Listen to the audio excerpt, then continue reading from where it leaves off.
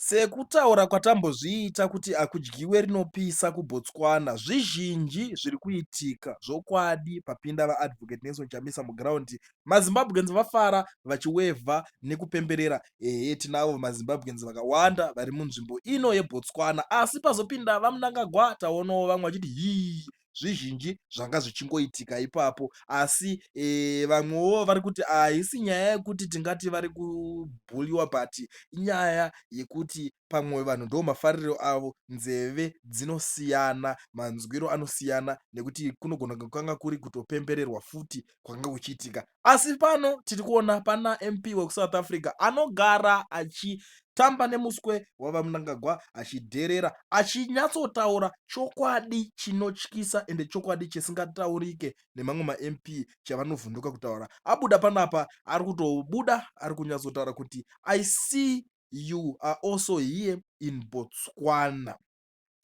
Do you see how others have free and fair elections and how your best friend Masisi did not use the army to remain in power by force? Do you not itch to go down in history as a Democrat instead of genocide implicated corrupt dictator?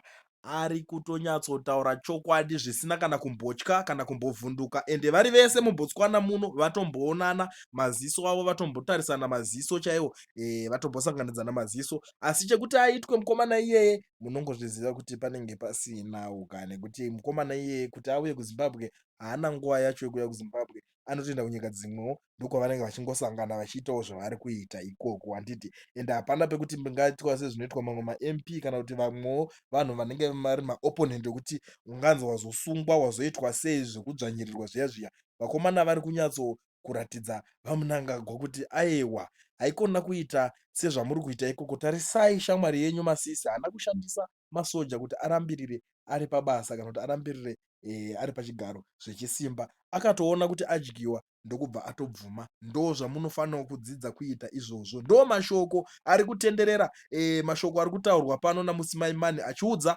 vaMnangagwa hazvina kutombomira mushe, hama dzadiwa. Sekutaura kwandazviita ndikati nhasi nyaya dzepaBotswana muchadzinzwa dzese.